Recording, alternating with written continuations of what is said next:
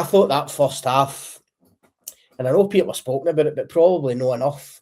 I heard Andy Halliday the other night on, and I know he's a Motherwell player, on one of the podcasts, saying it was a masterclass from Jens Bertolaskau, and I must admit, I thought it was. We were talking about it during the game, how like Masvinisi was playing like right out in the touchline. We were trying to kind of work out what they were doing because we expected him to be through the middle, but with him and Longello just staying wide, no centre forward, but just throwing bodies through the middle. Elijah just playing in that kind of false nine position, though, getting into spaces and areas where Fernandez and Giga didn't want to go, and it took Rangers a long time to get a grip of it and work it out. But it actually took them at half time because that's when Danny Rohl eventually made changes. So my question is, what do you make of the manager's role and how much was he at fault? Should he have changed it sooner? What's your take on it? Listen, I don't think. I mean, I think he's kind of hamstrung by fitness issues. Obviously, again, Jayden Magoma kind of gets targeted. The second goal comes down his side. It seemed that Elijah just any time he was sort of dropping in, picking the ball up, his first thought was to whip it out to Maswihisi in that sort of right-hand flank so he could run it Magoma. And Sparrow was coming for right back as well, wasn't it? Exactly. And then obviously Mikey Moore, we have to go with Danny Rohl saying in the build-up, even though he came off against Falkirk, he wasn't 100% fit. He hadn't trained much, even in that 2-week break, so he wasn't ready to go for 90 minutes. So I think in terms of the team, the starting 11, I think it was probably the right starting 11, going on the basis that it was the starting 11 that pretty much got him. It was the 11 that got him a result at Falkirk in the second half. I think Majowski had earned the right to start a game, but for me, Majowski is a kind of luxury player that we've seen this season. He's not going to be somebody who's going to involve himself in general on a play. You only have him there if you're going to create chances. But I think everyone went in thinking that Rangers are going to go gung-ho here. They're going to go for the jugular for the off. Therefore, you want a penalty box poacher. You want a number 9, a proper number 9 in there. I think he got it right. For me, I think it just comes down to what the players. I mean, you said to me at one point in the game, Motherwell just running harder than Rangers. Yep. And it's so true. I mean, you look at especially the first goal, how easy it is for Lucas Fadinger, to just burst into the box and get clear to fire that left foot shot past Butland. I mean, no one gets close to him. No one runs as hard. I mean, you said, I remember you turning to me saying as well when Diamandi came on, it's like Diamandi sort of helped change the balance in Rangers' favour just by grafting, just by putting himself about a bit more than, like, say, Chukwani had done in the first half. And for me, it was like, I remember writing this in my match report, it was difficult to see which was the team that was going for the title. For me, it was like Motherwell, the side that were showing all the appetite, all the hunger, and that's just a damning statement to say about a Rangers team that are bang in the title race. They're a point off the lead. They've got huge games coming up. All they had to do was get a result against Motherwell, and then they can look forward to these 2 games with the prospect of going top and potentially cementing themselves as title favourites. All they had to do was take care of Motherwell and show the right attitude and the right application, and they failed to do it.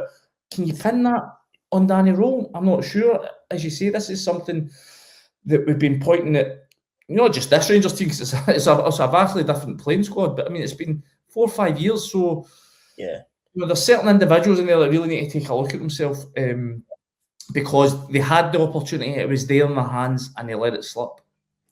I think, I agree with certain things you've said there, but where I would question the manager, and look, ordinarily, Rangers should be able to get against Motherwell at Ibrox 4-4-2 and go and dominate the game and score goals, right? That's happened for certainly back in the day when Rangers were successful and winning leagues every year. You wouldn't have bothered about. Can you imagine back in the kind of 9-0 years if somebody had said, I can't believe Walter Smith's gone with 2 in midfield against Motherwell's 3. No, we're not going to get a lot of the ball. Just that would just never have been spoken about.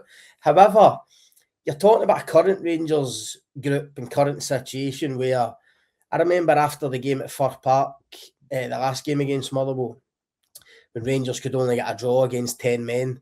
And Danny Rohl and James Tavernier both came out after the game, and I was quite surprised, despite how Motherwell, how well they've done this season. I was surprised when both of them came out and said, look, we knew going into the game that we weren't going to have a lot of the ball, we weren't going to see a lot of the ball. I mean, I thought for a Rangers team, that was almost like unacceptable, no matter how good Motherwell were. But if that is your belief that night going to Fir Park, why would you then come to the Ibrox game at the weekend and decide we'll just play with 2 in midfield against their 3? Because if you already think they're going to have most of the ball, and then you're giving them a further advantage. And by the way, I've heard Motherwell people, and I've heard people talk since the weekend. It was actually 4 they had in the middle of the park. That was almost like a box of 4 if you include Just in that. So I felt for Raskin and Chukwani in that sense. No, because no in terms of the work rate, because I still think they could have worked harder. But to go in with that shape against a Motherwell team who are adept at keeping the ball, I thought it was a mistake. And obviously at half time, I think the manager recognised that. I thought Rangers were lucky not to be 3 or 4 behind. I felt a bit for Majowski, if I'm honest, because I actually thought Majowski was pressing well and actually looked up for it and actually played with a bit of intensity, closing defenders down. But you could see him during the game almost looking behind him to say, is MD going to follow him in here, or is MD going to back me up?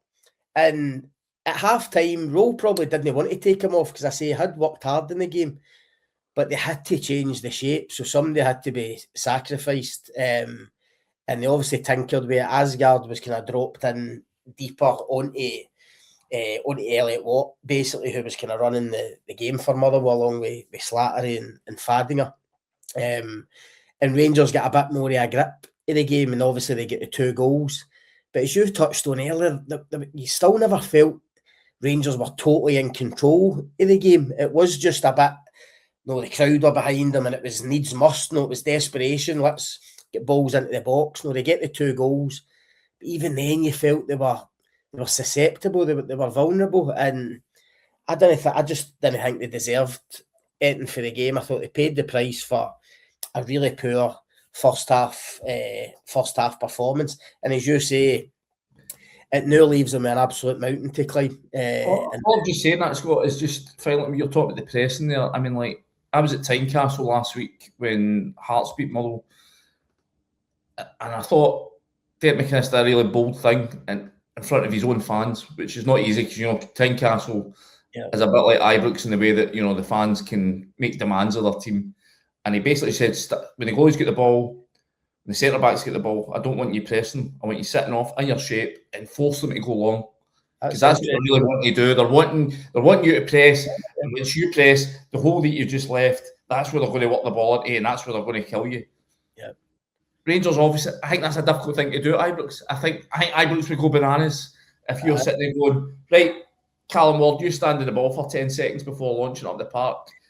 I think that's I don't think Danny Rohl could get away with that. But I just thought that showed a way that he can take on Motherwell if you just refuse to sort of fall for the traps that they set. But I think that's a harder thing to do at Ibrox. But then again, you're maybe calling for bravery. You're calling for a brave coach at this moment in time. So maybe you have to just block it. And maybe he has to tell the players before the game, ignore what the punters are saying. You have to block it because we know that Ibrox can be uplifting, but we've seen it this season. It can be toxic at times, and it can. These players, they wilted at the start of the season. They struggled under that pressure. Sunday another example of that just when the fans, within, I think I recorded it was 7 minutes before the first groan came from the punters, and it's so easy it's so fascinating how quickly that first sign of negativity in the stands transfers into the team. And I think this team, when we look back at it, that'll be the thing that really has hurt it this season, is their inability just to block out the emotion of the crowd. I think we've seen it time and time again. I think you've seen that again this Sunday.